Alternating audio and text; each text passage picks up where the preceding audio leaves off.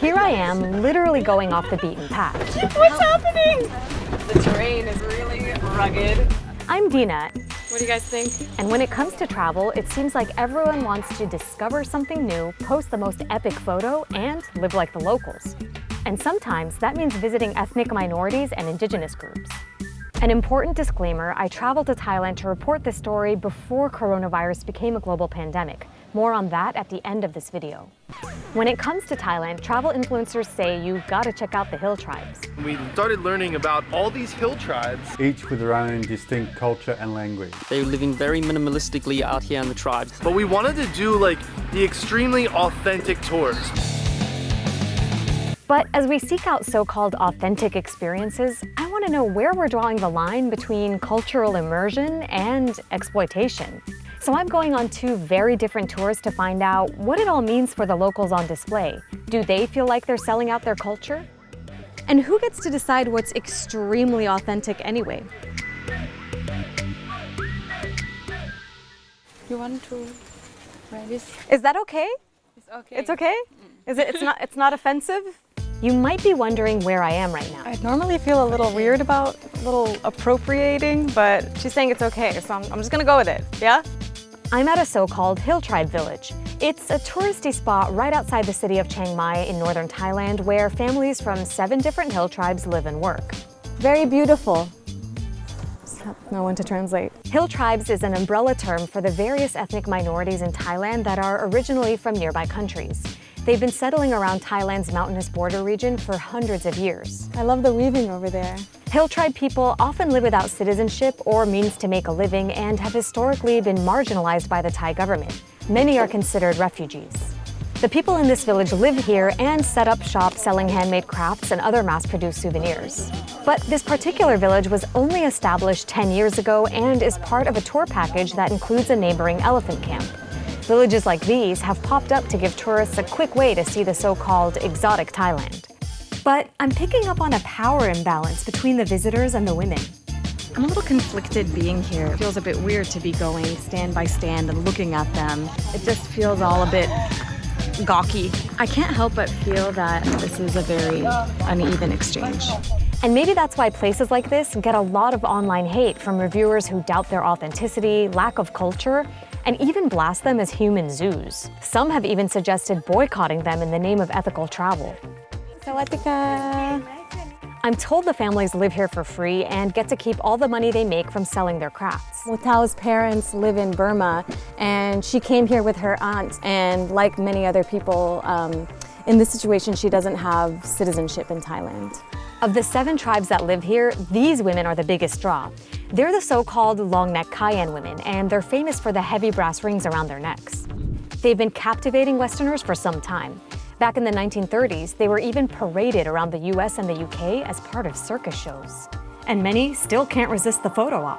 C'est très lourd, mais c'est froid, c'est bien. อันนี้คือแบบเป็นสัญลักษณ์ของพวกเราเนาะมันมีตั้งแต่สมัยก่อนสุภาพบุรุษของ This is Ma Play, and I was able to talk to her through our translator. I wanted to know, how does she feel about being essentially a tourist attraction? Is it weird to have tourists staring at you all day and taking your picture? ก็เราก็อยู่ก็ไม่แปลกนะคะเราก็เป็นคนธรรมดาคนหนึ่งเหมือนกันนะคะรู้สึกก็ดีใจเหมือนกันนะคะ ก็ดีใจเหมือนกันที่เขามันชอบแล้วก็มาถ่ายรูปนี่ก็ดีใจเหมือนกันค่ะ Many Kayan are refugees from Myanmar who fled to Thailand to escape decades of conflict and poverty. Oh my God, it's so delicate. They're also known for their weaving skills. Even just to try to get this piece of wood through the thread is... ต้องใส่มือนิ่งๆหน่อย Ma Play moved here 6 years ago to join her husband, who works at the elephant camp. Some tourists feel like this is like very fake and it's not authentic. What do you say to them? มันเป็นประเพณีของเราแท้จริงก็คืออย่างนี้ค่ะถ้าสมมติว่าไม่มีท่าเที่ยวกันไม่มีการทอผ้าอย่างนี้เราจะไม่สามารถส่งลูกเรียนไปได้อย่างนี้ค่ะ I would love to buy this. Is it okay? How much is it? It's 400 baht. 400? I love it. Transactions like these are how Ma Play and the other women here make a living. Still, much of this setup is designed to please tourists.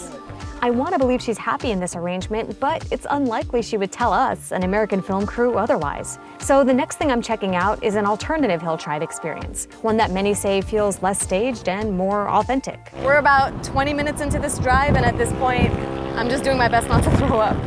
Oh boy. We're heading to our homestay where we'll be spending the night, and it involves a bit of a journey. I mean, we're out here. We're like up on this mountain. We're gonna have lunch here. Thank you. This is our host, Nicole, who's part of the Karen ethnic minority. She runs a homestay where you can meet her family and learn about their culture. We are hiking up to her village. We've been going at it for maybe 15 minutes, and it's basically a windy uphill road, but it's very beautiful. Honestly, I'm feeling like this climb is extremely authentic.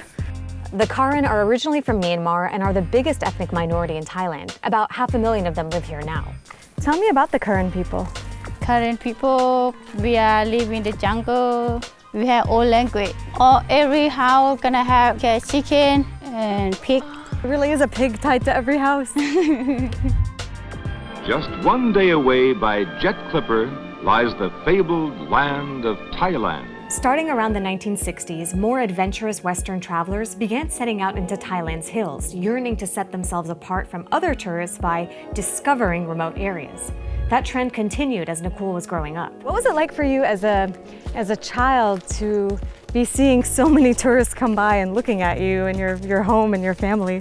I was scared of them. What were you scared of exactly? They are white, they are big, and then they carry the big bag. Yeah, like backpackers. Yes, backpack.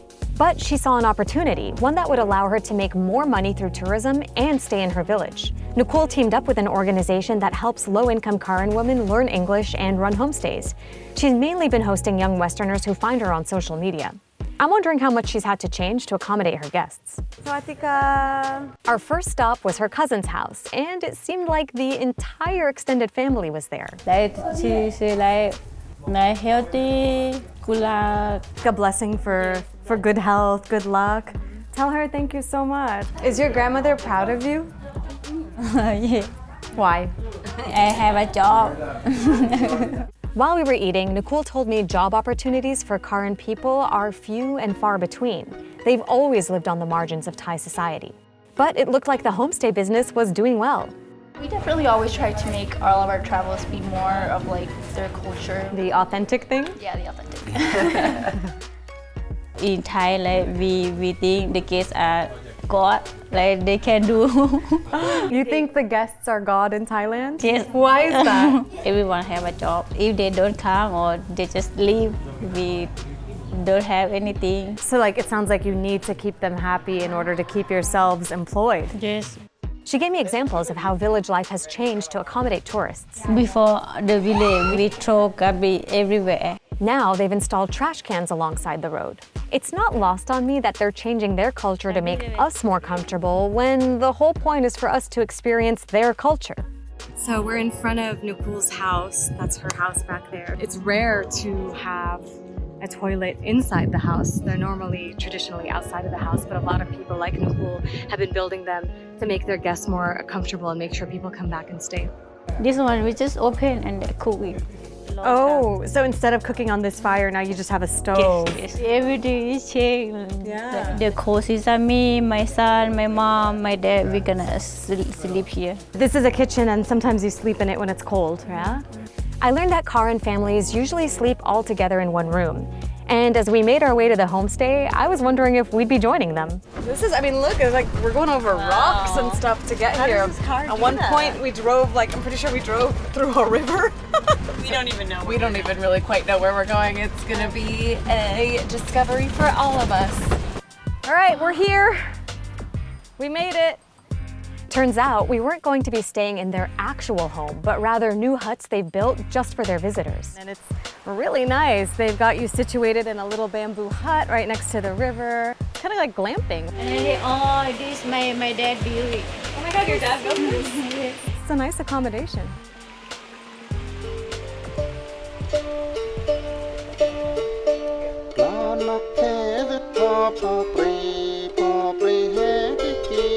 It is 5:30 and the sun is beginning to go down.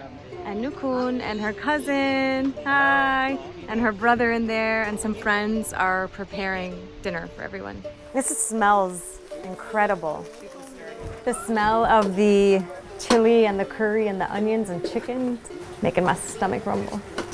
But to make sure her guests can tolerate it, Nicole says she goes easy on the spiciness. Who taught you how to cook like this? By this one, I look at the YouTube to do it. You learn how to cook this on YouTube? YouTube is a great platform, you know? Learn some cooking, watch some Checked In. How do you feel that Thai society looks at you and the current people? Before when I small, they don't want to talk to us because we are poor, no education. We just like jungle people. But right now they are okay. She says that's because Karen people are increasingly getting stable jobs hosting tourists. Ooh, it's hot. What do you hope for your two sons, you know, growing up here and being among so many tourists? I want him to go to university to have a good education, and then maybe if he want to go travel, like me, I want to go travel, but I cannot. Thank you. Oh, you got the special veggie dish, huh? Yeah. This looks amazing. Now enjoy your dinner, yeah? Thank you. Nicole and her family eat elsewhere while the guests eat out here together. The lights are off, we had our dinner. Believe it or not, there's a producer in there. It's really cool to see how this, you know, woman who grew up not having much, not speaking English, is like basically running this thing now. She's totally been empowered, and yeah, if it wasn't for tourism, as she said, you know, her life would be very different right now. Good morning. I slept. It was really cold. I'm wearing a sweatshirt and then another long sleeve shirt and then another long sleeve shirt and then a t-shirt and then a tank top and two pants.